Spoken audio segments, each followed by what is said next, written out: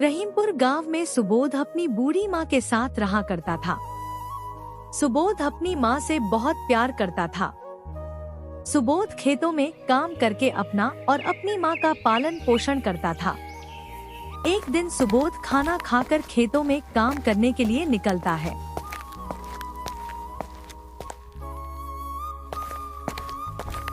सुबोध खेत पहुंचकर अपने काम में लग जाता है। तभी वहां रामू गांव वाला आता है।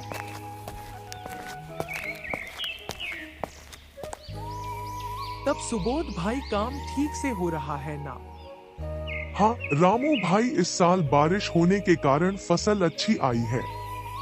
आप अपना बताइए, बहुत दिन बाद मुलाकात हुई है। बस बैंक में सिलेक्शन हो गया है ना, तो उतना छुट्टी नहीं मिल रहा है। हाँ ये तो है।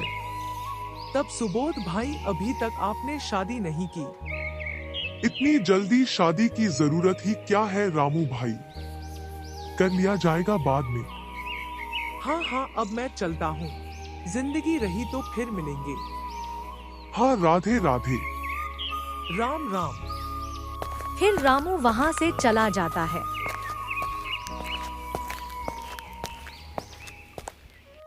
सुबोध बाकी का काम करता है और शाम को घर आ जाता है। फिर अपनी बूढ़ी माँ के पास आता है और बोलता है, माँ आज मेरे लिए खाना मत बनाइएगा।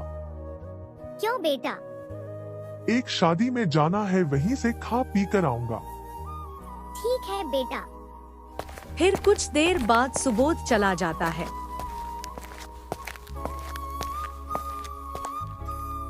तभी गांव की सुमित्रा आती है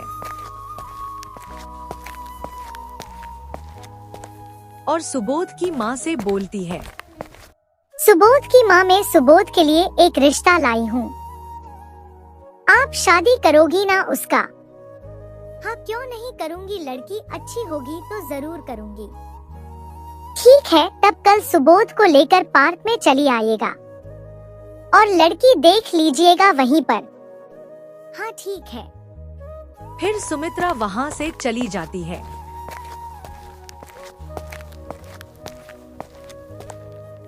शाम को सुबोध घर आता है। फिर सुबोध की माँ सुबोध से सारी बात बताती है। ठीक है माँ, जब ऐसी बात है तो चला जाएगा। अभी आप जाइए, आराम कीजिए। फिर सुबोध की माँ वहां से चली जाती है और अपने रूम में आकर सो जाती है। रात कटती है और सुबह हो जाती है। सुबह सुबोध और उसकी माँ तैयार होकर पार्क जाने के लिए निकल जाते हैं।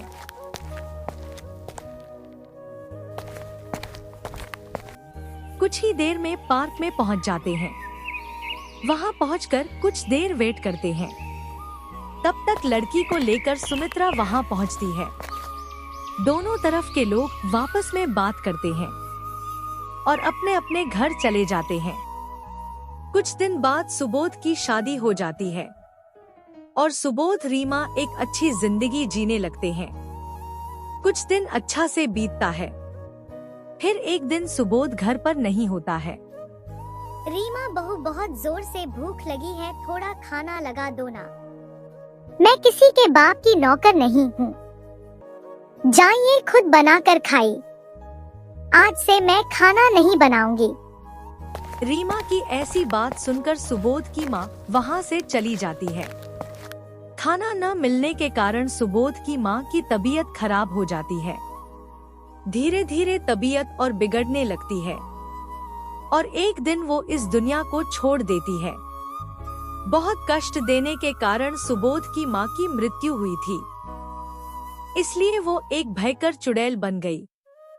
रीमा बहू, मैं तुम्हें छोड़ूंगी नहीं, तुम्हारी सच्चाई अपने बेटे के सामने लाकर रहूंगी। फिर सुबह शहर से सुबोध आता है और ये खबर सुनकर सुबोध बहुत रोता है और अपनी माँ का अंतिम संस्कार करवाता है। फिर घर में कुछ दिन शांति रहता है। एक रात रीमा अपने रूम में सोई थी। तभी वहाँ चुड़ैल आती है और जोर जोर से हंसने लगती है।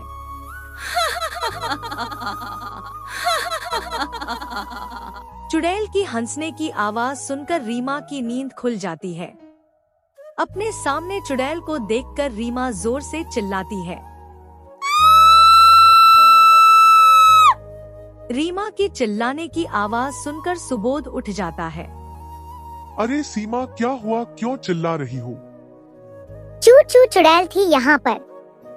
क्या बकवास कर रही हो? कहाँ चुड़ैल है? सो जाओ चुपचाप। सुबोध रीमा की बातों पर यकीन नहीं करता और सो जाता है। रीमा को डर के मारे नींद ही नहीं आ रही थी। रीमा को बैठे बैठे ही सुबह हो जाती है। सुबह सुबोध खा पीकर खेत की काम के लिए निकल जाता है।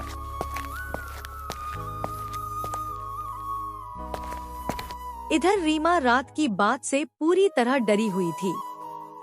डर के मारे अपने रूम का दरवाजा बंद करके अंदर बैठी हुई थी। तभी अचानक वहां चुड़ैल आ जाती है। रीमा, तुझे तो मैं तड़पा तड़पा कर मारूंगी, तू बस देखती जा। आखिर मैंने क्या बिगाड़ा है तुम्हारा? तुम कौन हो और मुझे क्यों तड़पा तड़पा कर मरोगी? मैं तुम्हारी बूढ़ी सास हूँ। तुम मुझे खाना नहीं दी, जिसके कारण मेरी मौत हो गई। अब मैं तुम्हें नहीं छोड़ूंगी। दोनों बात कर ही रहे थे कि तब तक दरवाजा बजाने की आवाज सुनाई दी। दरवाजा बजाने की आवाज सुनकर चुड़ैल वहां से गायब हो गई। तभी वहां सुबोध आता है।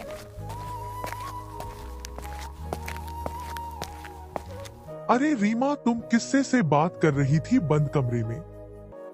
कोई नहीं था जी, मैं अपने आप से बात कर रही थी। चलिए आप खाना खा लीजिए। फिर सुबोध और रीमा खाना खाकर सो जाते हैं। इस रात भी चुड़ैल रीमा के कमरे में आती है और रीमा को परेशान करने लगती है। चुड़ैल रीमा को इतना परेशान कर देती है कि रीमा की तबीयत खराब हो जाती है।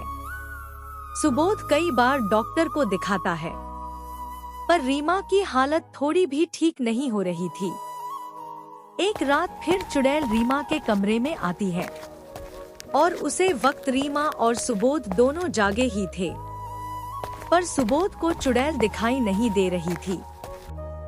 आखिर तुमको हमसे क्या चाहिए? हमें तुम क्यों परेशान कर रही हो? तुम्हारे पास दो विकल्प है। पहला विकल्प कि तुम मेरे बेटे को सारी सच्चाई बता दो कि तुमने ही मुझे मारी हो, और दूसरा, यदि तुम आज नहीं बताओगी तो मैं तुम्हें मार दूंगी। नहीं नहीं, मुझे मत मारो, मैं सारी सच्चाई इनको बता देता हूँ। कैसी सच्चाई रीमा? तुम मुझसे क्या छुपा रही हो? ए जी माँ जी, मेरे कारण ही मरी है। फिर रीमा सुबोध को सारी सच्चाई बता देती है, जिसे सुनने के बाद सुबोध बहुत गुस्सा होता है और अगले सुबह ही रीमा को अपने घर से निकाल देता है।